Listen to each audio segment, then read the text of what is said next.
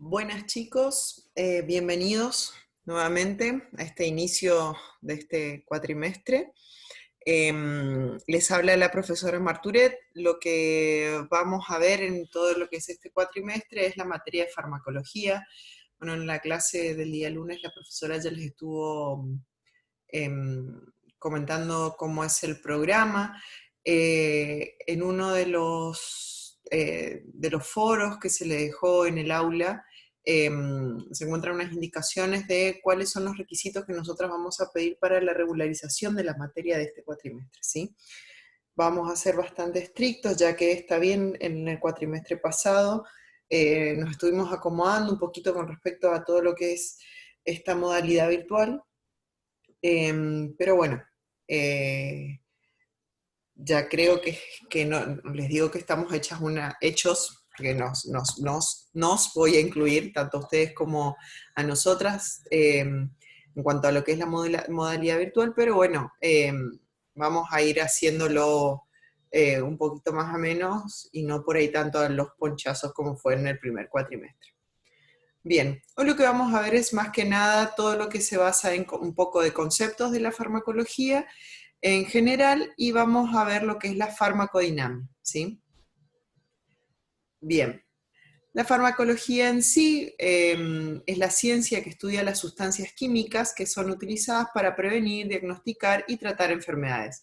Va a estudiar específicamente cómo los fármacos aplicados a estados fisiopatológicos del ser humano logran revertir el problema a su anterior estado fisiológico, ¿sí? Es decir, el estado normal del cuerpo. Estudia especialmente lo que es la farmacocinética y la farmacodinamia de los fármacos, que gracias a la acción farmacológica van a manifestar cambios fisiológicos en los sistemas vivos. Bien. Por otro lado, también dentro de la farmacología vamos a ver lo que es la toxicología. Vamos a tener una clase sobre toxicología. Es la rama que estudia los efectos adversos o tóxicos de las diferentes sustancias, ya sean fármacos o no, porque en general cualquier sustancia a la larga puede tornarse tóxica para el cuerpo, como por ejemplo el agua en sí. Bueno, estas sustancias que actúan sobre los sistemas orgánicos produciendo efectos indeseables indica a su vez su forma de tratarlos. Un tóxico va a ser toda sustancia inorgánica que va a producir un daño a nuestros órganos o células, mientras que la toxina es un veneno biológico, ya sea sintetizado por plantas, animales o cualquier tipo de microorganismo. No se preocupen por esto, vamos a tener una clase en la cual vamos a adentrarnos un poquito más en el tema.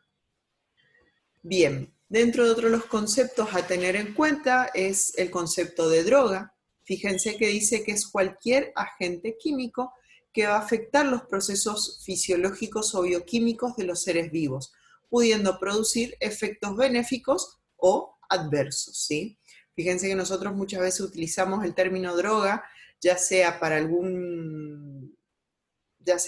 alguna sustancia, como les dice, y que va a ser un bien benéfico, o algún bien o no, como por ejemplo, hablando en general, la cocaína, ¿sí? Fíjense que acá habla de que puede generar algún efecto adverso o benéfico.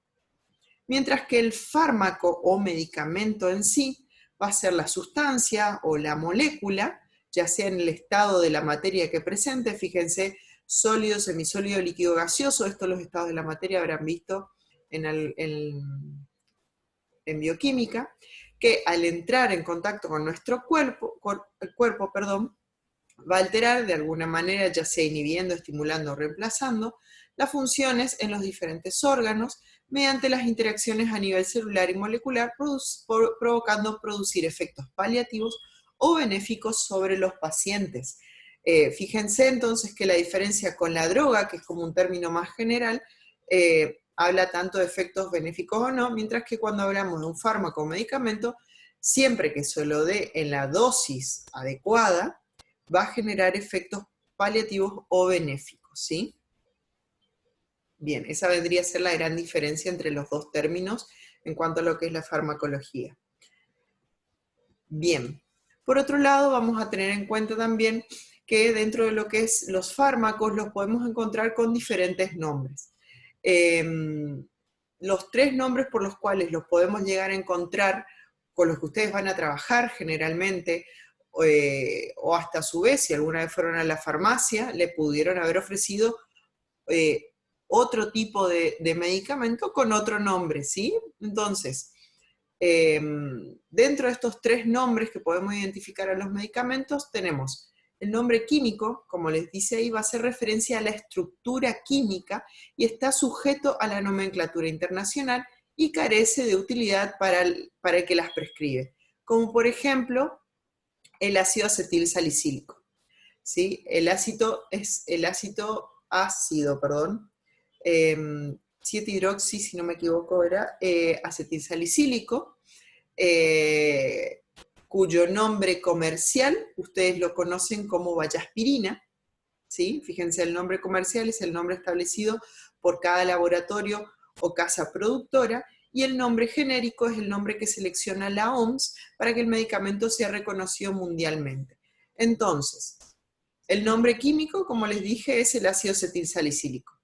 El nombre genérico es el ácido acetilsalicílico, pero en general lo podemos conocer como aspirina, y el nombre comercial está vallaspirina, aspirineta, y según los diferentes nombres que le pongan las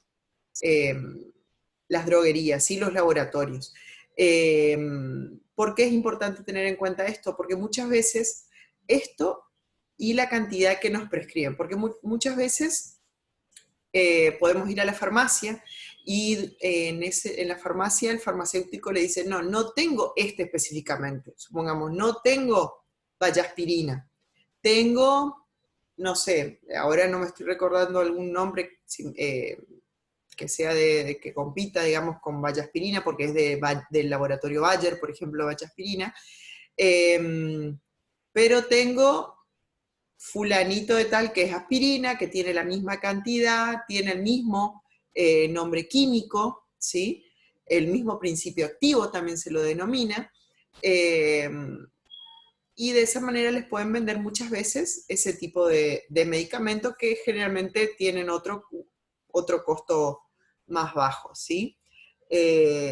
Entonces es muy importante este conocimiento por parte de ustedes, o también en el caso de que por ahí están trabajando en una, no sé, en una guardia, ya sea un hospital, o estén en una salita, y le piden un determinado medicamento con una determinada cantidad de droga, pero justo ese que es el nombre comercial no lo tienen, pero se fijan, el nombre químico es tal, buscan un compuesto genérico, pueden buscar otro de otra marca y va a servir igual, ¿sí? No quiere decir que al ser de otra marca o ser un medicamento genérico tenga una menor acción, ¿sí? O sea de mala calidad, porque generalmente los genéricos tienen muy mala fama, porque al no ser de una determinada marca, no son buenos. O como por ejemplo unas zapatillas, si no son Nike, no son buenas zapatillas, y no, por ahí hay alguien que los fabrica, tiene las mismas cantidades, con el mismo principio activo, el mismo compuesto químico, y va a funcionar igual, ¿sí? Muchas veces nos dejamos llevar mucho por el nombre y la marca de una determinada, de un determinado, en este caso, una determinada droga, medicamento, perdón, muchas veces no es así.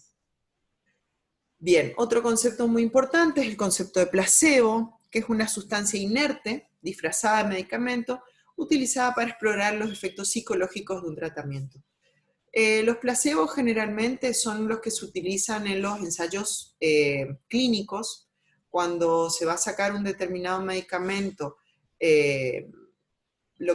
cuando se lo va a sacar, digamos, antes de su venta, lo que hace el laboratorio, droguería, es realizar los ensayos clínicos con personas generalmente, ¿sí? Esa es la última etapa que tiene un ensayo, un medicamento antes de salir a la venta. se estudia con un determinado número de personas voluntarias generalmente, que pueden tener o no la patología que se está estudiando, y dentro de eso lo que se hace es al grupo en total, a una mitad se le va a dar se le va a dar el medicamento justamente, y a la otra mitad se le da el placebo, ¿sí?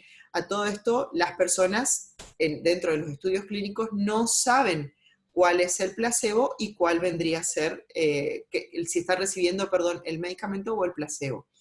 Otro ejemplo de placebo sería si toman pastillas anticonceptivas, eh, dentro del blister, digamos, las últimas pastillas, generalmente dependiendo de qué tipo de dosis tenga de hormonas, eh, suelen ser o las últimas 7, o las últimas 6, o las últimas 4, vienen en un color diferente, y solamente esas no contienen hormonas, y solamente lo que hacen es que al consumirlas, o sea, al consumirlas, el efecto que hace es que no perdamos esa costumbre de tener que tomarlas todos los días, ¿sí? En sí, si no la toman, si esas últimas pastillas que vienen de color diferente generalmente no las toman, no pasa nada, ¿sí? Ahora sí va a ocurrir algo si toman si no toman las otras sí va a tener un efecto, pero en cuanto a las que tienen el efecto placebo, perdón, no va a ocurrir nada, ¿sí? No pasa nada si se olvidan de tomarlas. De nuevo les repito, las de efecto placebo. Después no digan que la profesora dijo tal cosa. No, solo las de efecto placebo. Bien, el efecto de tolerancia es la condición caracterizada por la disminución en la capacidad de respuesta a un determinado fármaco. ¿Sí? Esto se va a adquirir después de un contacto repetido con un determinado medicamento o con otros de similar actividad farmacológica. Como les dice ahí, se va a caracterizar por la necesidad de aumentar las dosis para provocar efectos o duraciones a los logrados al inicio. Por ejemplo, les doy un ejemplo más común para que ustedes se puedan ubicar a qué llamamos el efecto de tolerancia, ¿sí?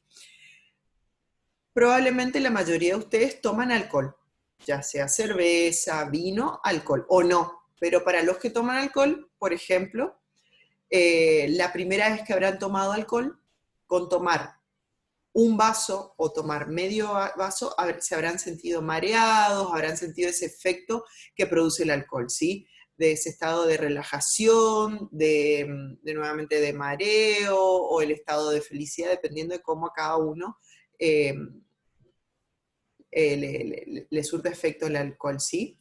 Probablemente a la tercera o cuarta vez que tomaron, ese efecto que lograron con tomar un solo vaso, ya no lo van a lograr, sino que van a requerir de tomar, por ejemplo, 3 vasos, 4 vasos, y así ir incrementando a medida que ustedes, cuanto más expuestos estén a la droga o a una determinada sustancia, mayor luego va a ser la cantidad que van a necesitar de la misma para generar el mismo efecto, ¿sí? A eso es lo que llamamos el efecto de tolerancia. O, por ejemplo, las personas que tienen dolores de cabeza que luego se transforman en migrañas, probablemente la pastilla que tomaban inicialmente tenía una carga baja de la sustancia que toman, ya sea, supongamos, vayamos al ejemplo de la vallaspirina, o paracetamol, probablemente antes tomaban un paracetamol de 250 miligramos y pasaba el dolor de cabeza, pero como los dolores son constantes, ya esa cantidad ya no le es suficiente, y probablemente tengan que pasar a la pastilla de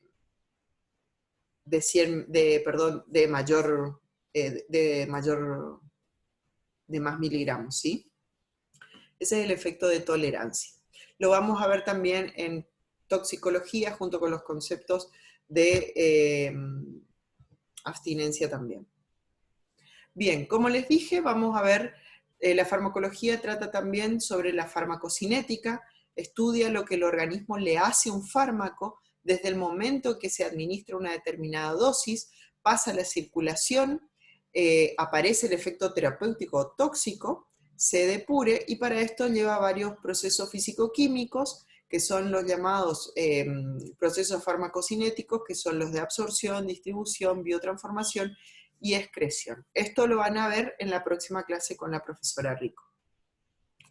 Hoy lo que vamos a ver es farmacodinamia. En este caso, la farmacodinamia lo que hace es estudia la forma dinámica en que interactúan los fármacos, su mecanismo de acción sobre las células, cómo produce la acción y los efectos farmacológicos manifestando los cambios fisiológicos en el organismo. Entonces, la farmacodinamia en sí lo que hace se ocupa de los mecanismos de acción, los efectos bioquímicos, fisiológicos y farmacológicos que va a producir el fármaco en nuestro organismo.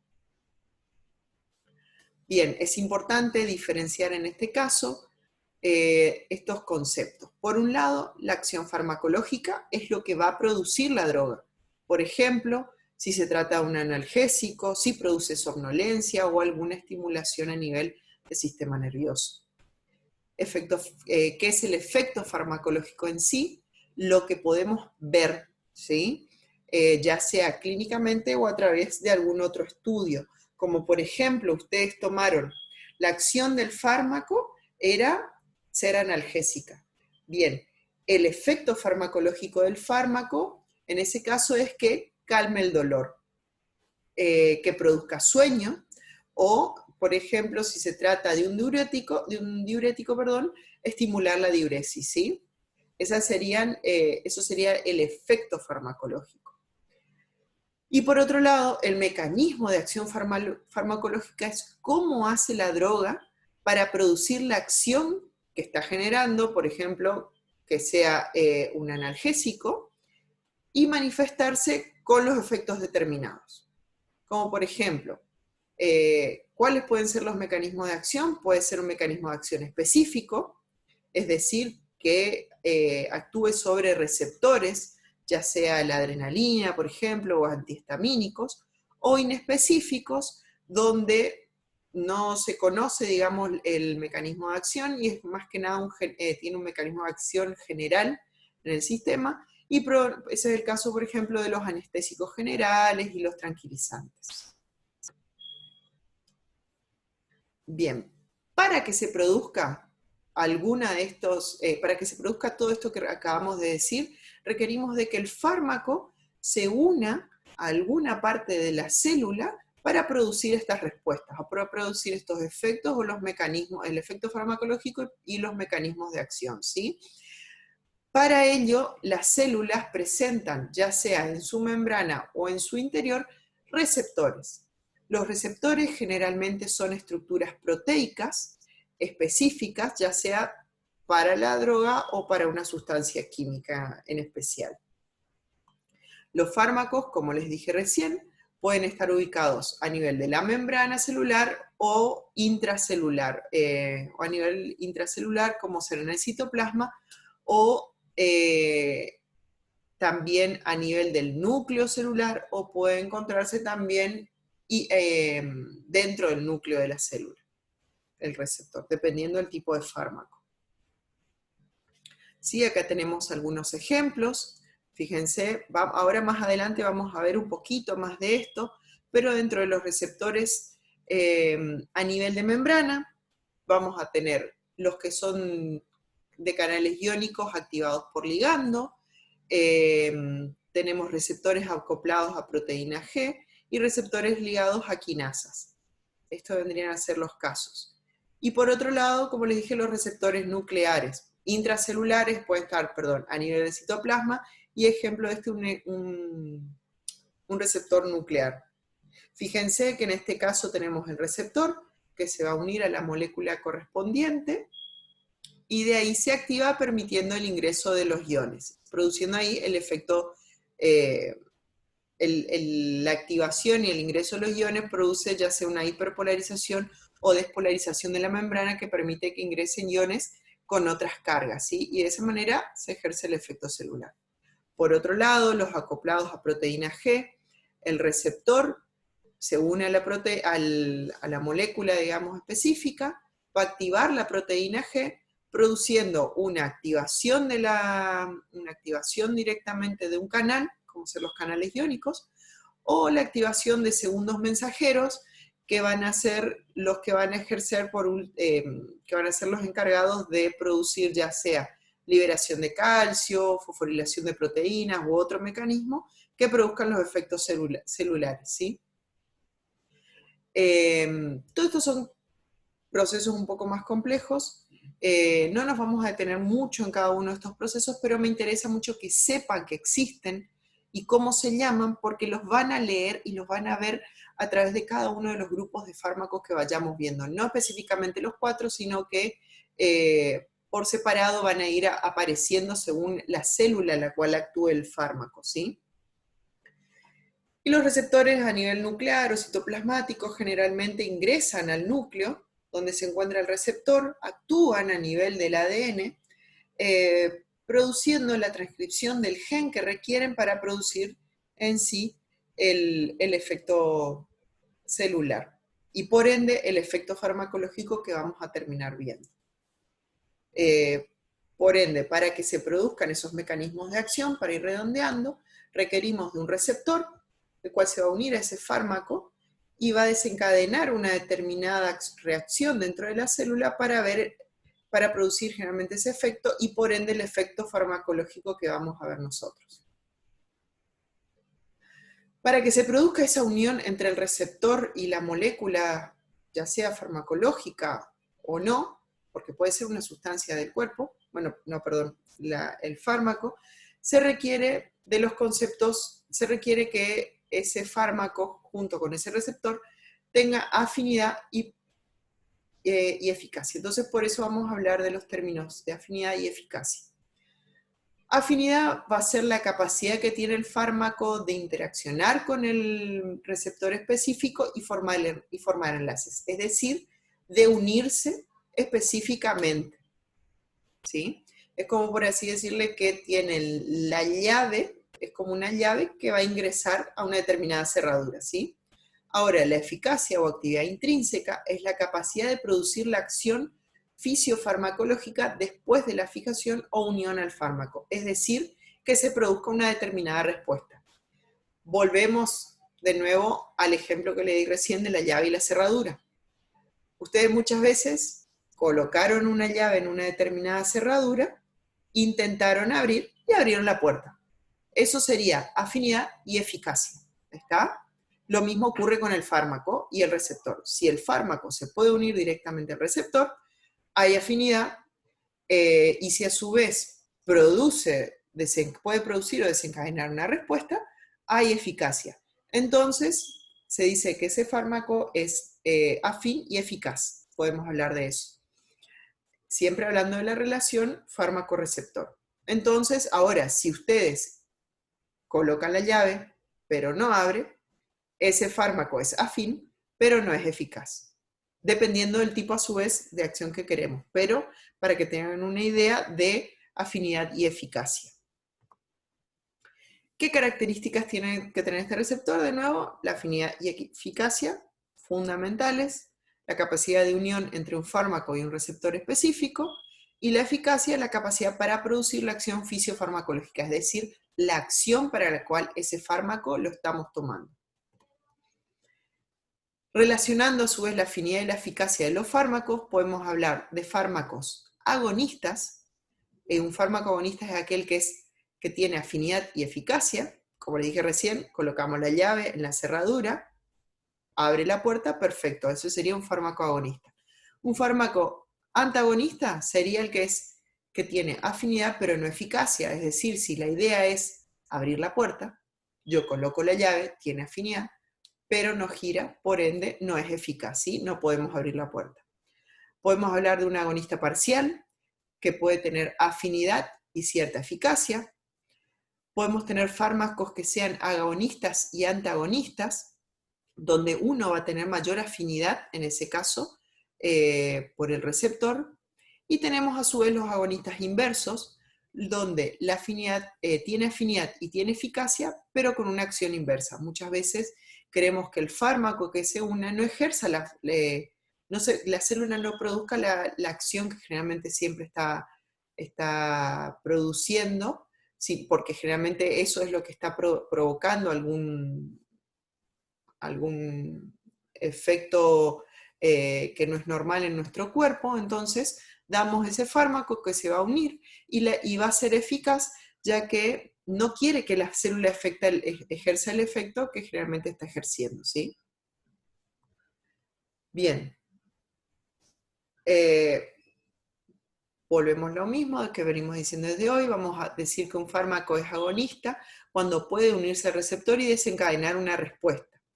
Es agonista cuando además de afinidad va a tener eficacia. Si hay respuesta, es eficaz.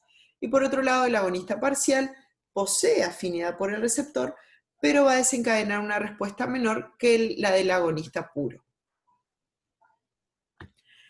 Los antagonistas son fármacos que poseen afinidad por el receptor, pero no van a desencadenar una respuesta, es decir, no poseen eficacia. Un antagonista, por ende, va a tener afinidad, pero no tiene eficacia. Esto es un ejemplo de lo que les acababa de decir, ¿sí? La sustancia química normal del cuerpo, por ejemplo, se une al receptor y de esa manera genera una respuesta. Cuando tomamos el fármaco, lo que hace el fármaco es unirse al receptor y de esa manera desencadenar la respuesta.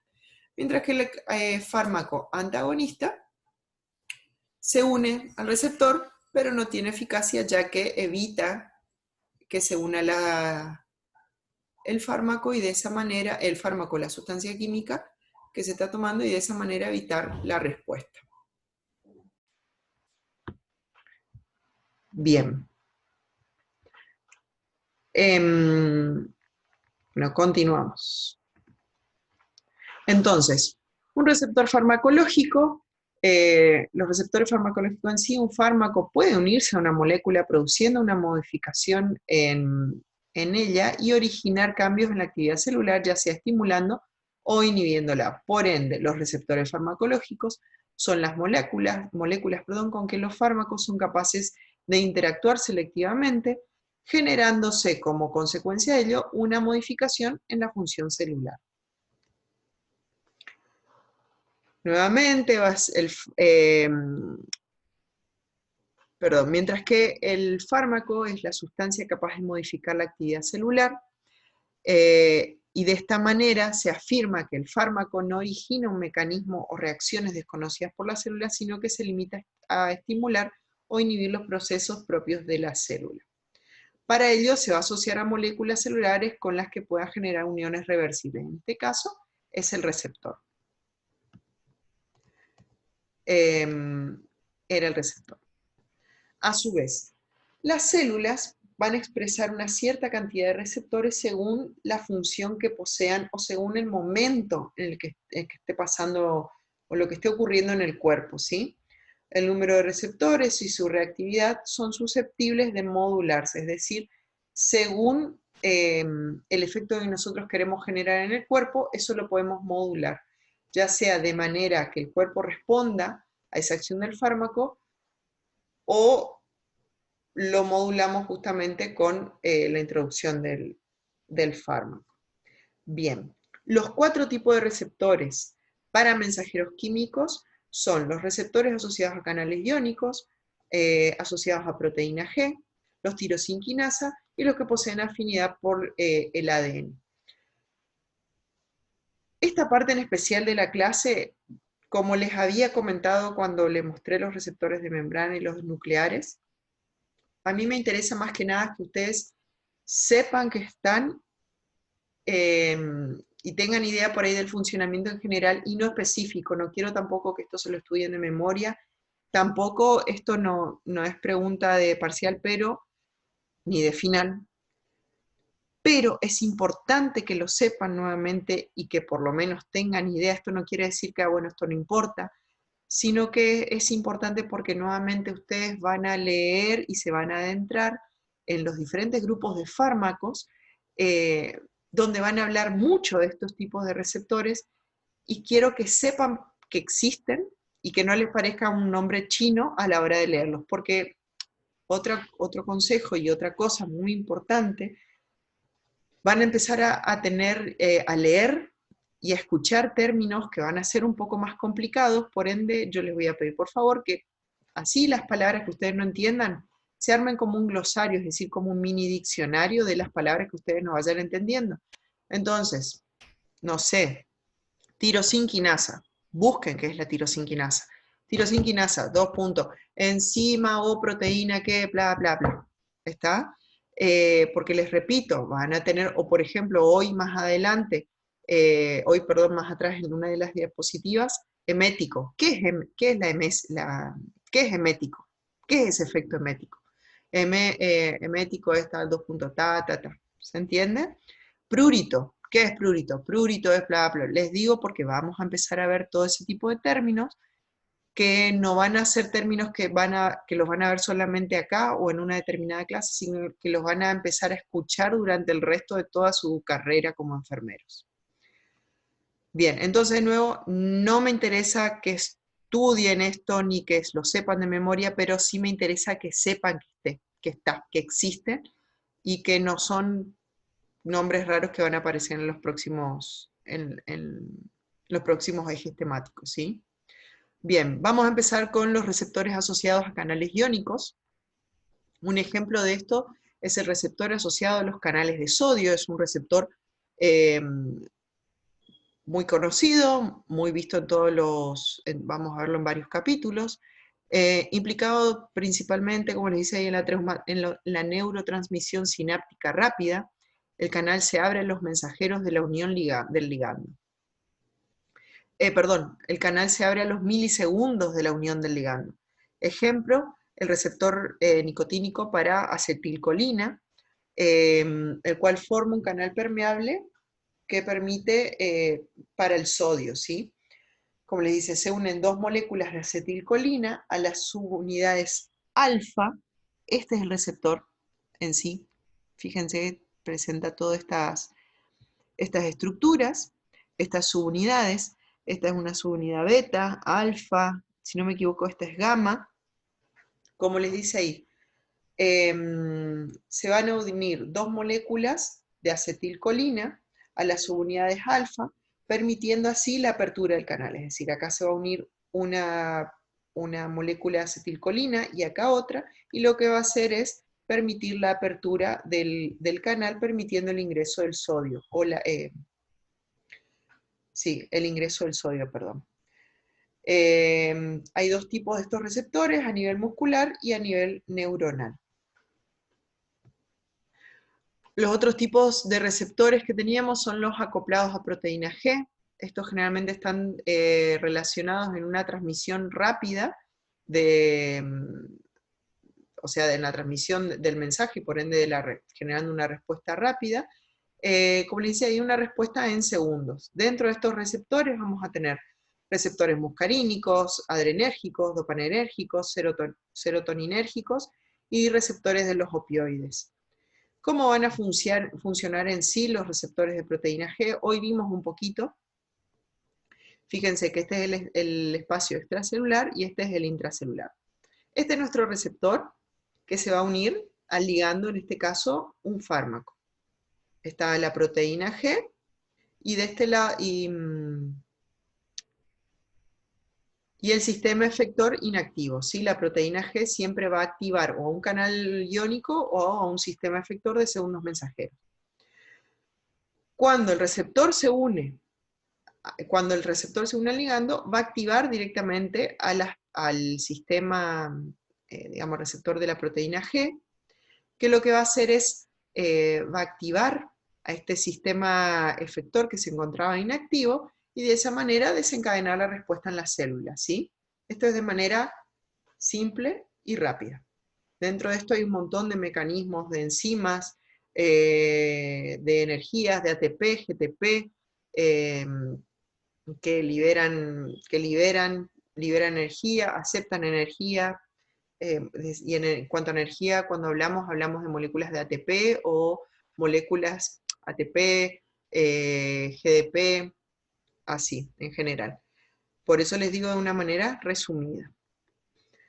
Dentro de los sistemas efectores, fíjense que dijimos que la unión del receptor a la proteína G activaba un sistema efector, ¿sí? Dentro de esos sistemas efectores tenemos, como les dije yo, que pueden activar canales iónicos directamente, como lo vimos en el ejemplo inicial donde les mostré los receptores que se encontraban de la membrana, o podían activar segundos mensajeros, que vendrían a ser el otro sistema efector, como ser el sistema de la adenilato ciclasa, guanilato ciclasa, o de la fosfolipasa C. Dentro de los receptores, como decíamos recién, canales iónicos, receptores unidos a proteína G, el otro eran los receptores muscarínicos. Es un receptor también acoplado a proteína G, fíjense, y se conocen 5 tipos, que son los que se encuentran ahí. Este receptor se une nuevamente al fármaco, activa la proteína G, que va a realizar diferentes acciones, diferentes sistemas efectores, ¿sí? Por otro lado, tenemos los receptores adrenérgicos, los cuales se van a clasificar en 2 grupos, los receptores alfa y los receptores beta. Los alfa 1 son posinápticos, los alfa 2 son presinápticos, cada uno con sus ubicaciones. Fíjense que los alfa 1 predominan en músculo liso vascular, mientras que los alfa 2 van a inhibir la liberación de las catecolaminas. Los receptores beta adrenérgicos, tenemos los beta 1 que son cardíacos, que estimulan todas las propiedades del corazón, mientras que los beta 2 de músculo liso se encuentran en el músculo liso, por ejemplo, el músculo liso bronquial y uterino, y liberan insulina. Y los beta 3 que se encuentran en tejido adiposo. Estos receptores los vamos a ver mucho en lo que son los fármacos que se utilizan para tratar la hipertensión, para tratar la diabetes, y sí, eso más que nada, perdón.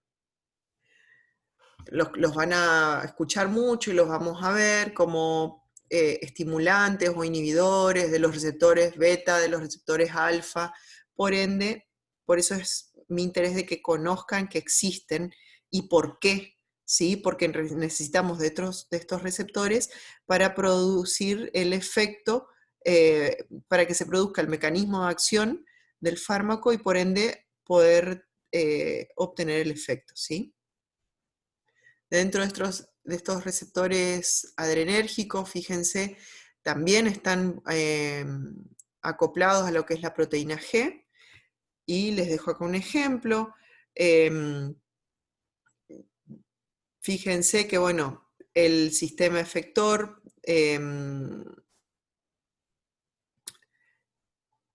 los sistemas efectores, cuáles van a ser, y bueno, y las diferentes acciones farmacológicas, ¿sí? De nuevo, no es para que ustedes se sepan esto de memoria, no es para que ustedes sí los estudien para que sepan que están. Ya sé que hoy les dije no quiero que lo estudien, pero sé que muchos de ustedes al hablar de estudiar, hablamos de estudiar de memoria, y la idea no es estudiar de memoria, ¿sí? Sino que es leer y comprender. En eso se basa. Una vez que leemos y comprendemos lo que estudiamos, lo que estamos leyendo, les puedo asegurar que después les sale fácil el leerlo y comprenderlo varias veces. No es saberlo de memoria nuevamente, toda esta parte de los receptores, esta última parte que les estoy hablando de los diferentes receptores, es para que sepan que existen y que están, ¿sí? Bien, esta es parte de la bibliografía que yo utilicé. También tienen la bibliografía que les dejó, que pueden tener en la biblioteca con el profesor. Yo me basé en esta bibliografía, estoy tratando de bajar una nueva versión para poder subírselas al aula virtual. Bien, cualquier consulta o duda, no duden en colocar en el foro de consultas, o si les parece voy a habilitar un foro también para la actividad, o sea, les voy a subir también una actividad para esta semana. Les voy a habilitar un foro para que puedan escribir cualquier consulta con respecto a este tema. Muchas gracias y hasta la próxima clase.